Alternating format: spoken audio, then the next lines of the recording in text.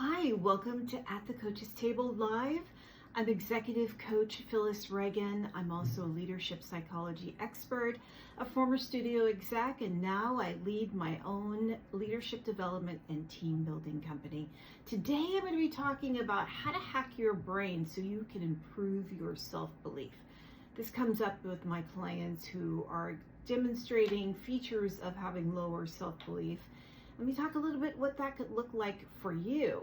So that could mean like that you feel disconnected to yourself, who you are, your self-identity. So you don't really believe in you. You might have a sense of who you are at this point in time in your leadership.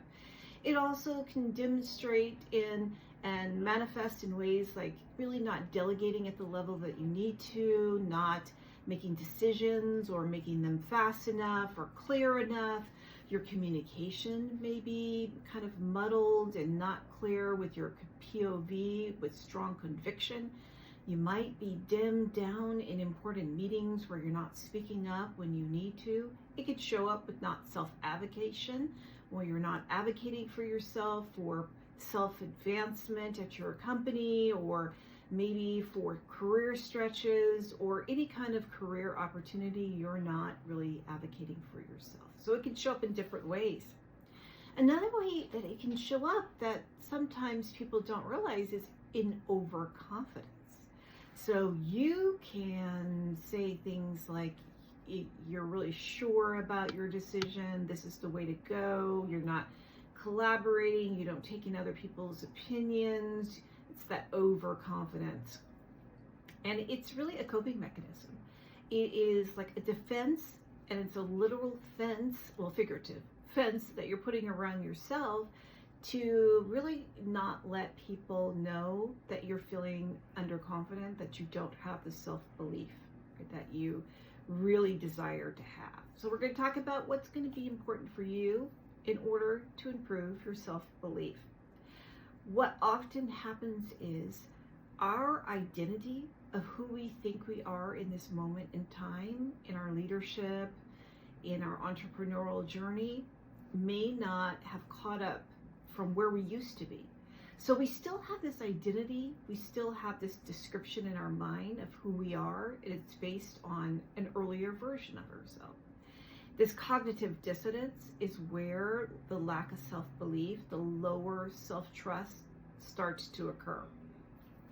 With my clients, I find it really important for them to then make sure that they have a self-identity for the moment that they're in. And how we create this is, first, I want them to really know what their strengths are. What are the things that are really helping them in this moment in their leadership? What have they used that helped them get to this point? What could they potentially use actually and elevate more that could help them feel more connected to themselves? So I want them to know what are their core strengths. Maybe it's important also for them to know what are those developing, emerging strengths that could also be something that could be important to me to pull toward my identity. So if you have ever taken a strengths assessment, this is the time to pull out, dust it off. Many of us take those assessments and tuck them away and we forget what the results were. Go back to yours. If it's been longer than 3 years, I always encourage my clients to take it again because we are constantly evolving, right? And so we want to know what those strengths are right now. Look at your strengths if you have them and they're no more than 3 years ago that you took an assessment to identify them. If you have never identified your strengths or it's been longer than 3 years, I have a strengths assessment. It's called the Hello Inner Genius Strengths Assessment. You can find it on my website, Phyllis Reagin, REAGIN.com/assessments. And again, it's the Hello Inner Genius Strengths Assessment. It's going to help you identify your core strengths, your developing strengths, your emerging strengths. Now what you're going to do is you're going to really understand yourself. You're going to recognize this is who I am. This is how I'm leading. These are the strengths that can help me. This is how I can leverage them in the moment that I'm in. Once you start noticing, this is the hack with your brain. Your brain has not caught up to who you are in this moment. So you want to use these strengths to start to create a different narrative. One that's rooted in who you are now, not based on who you were before, or even not like an anxiety-based identity, which is you trying to be something that you aren't yet. Okay, that can happen too. You want to be present. This is who I am now. So the first step always is to understand your strengths. I recently had a client.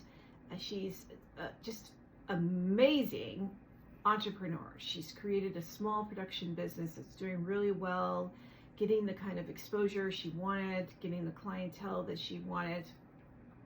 But what she was noticing is the more success the business was getting, the less self-belief she was experiencing. And then how it showed up for her is she was not leading her team with conviction, and they were getting, really this ripple effect where others were beginning to feel underconfident and questioning their own decision making. So that can happen, right? That ripple effect from a leader.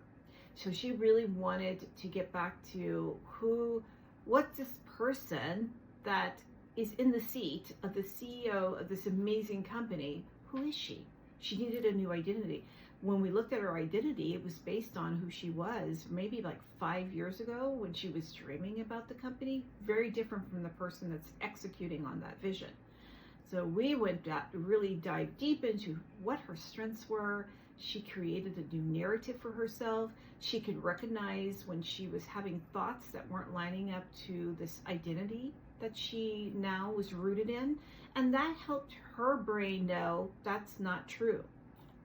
There's no evidence for it. In fact, I am going to reframe that thought and connect it to the identity that I know that I am now.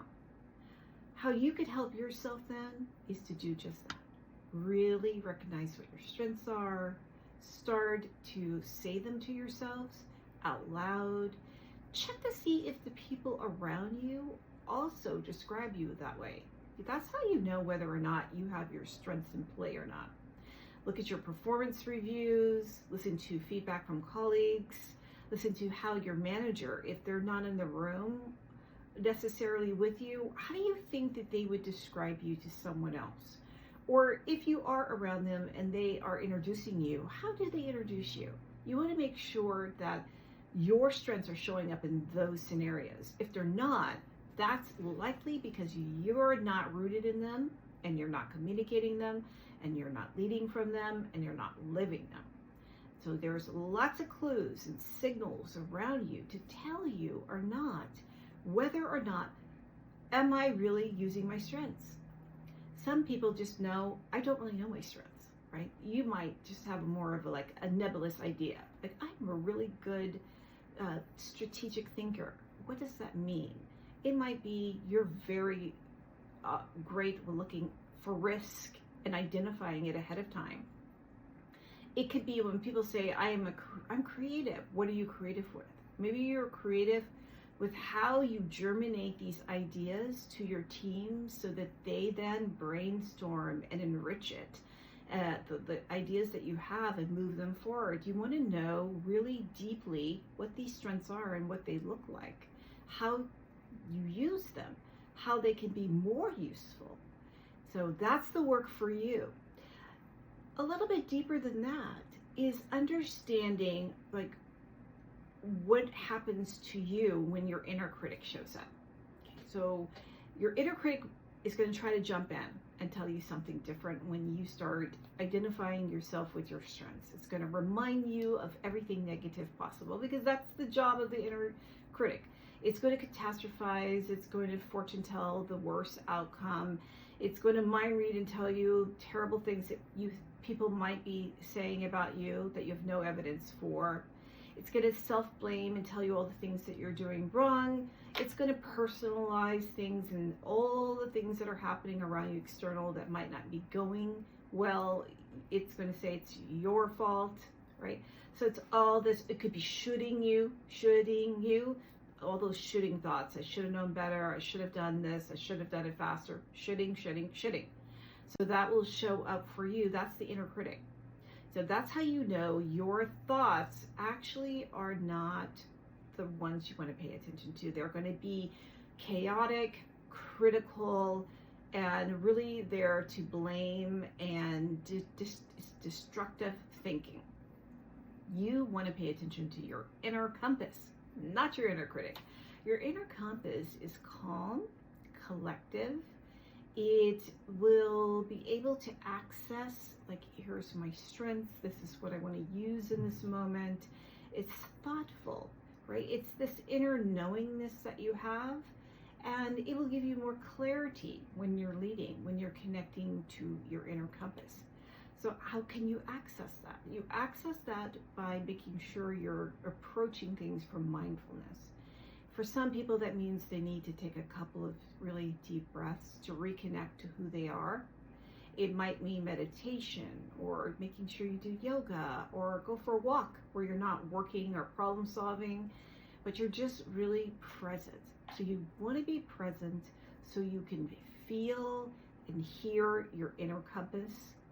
This is going to allow you, in those moments when your self-belief is maybe feeling challenged, and you want to access those thoughts about your strengths, you want to come from this calm, collected place so you can access your inner compass and not your inner critic. All right, that's the tip for today, is that you are going to spend time understanding your strengths, looking around to make sure you're applying them, listening to them, saying them to yourselves, and really challenging yourself to create a new identity for the moment you're in right now. I go live every Wednesday, Friday, Saturday, 12 p.m. Pacific Standard Time. On Wednesdays, I'm talking about mindset and neuroscience and ways that you can use your brain to really help yourself in your professional lives, sometimes your personal life as well. Friday, I'm talking about leadership strategies, like influence, and ways to which you can make decisions clearer, faster, how to work through uncertainty, how to improve your executive presence. And then Saturday, I talk about wellness, things that will reduce burnout, really help with your self-care so you can connect to you better and be the best leader that you can be. Join me. If you're looking for what the topics are going to be for this month in October, go to my website, phyllisreagin.com/live events. You can download my calendar there, or on my YouTube channel, Instagram, Facebook.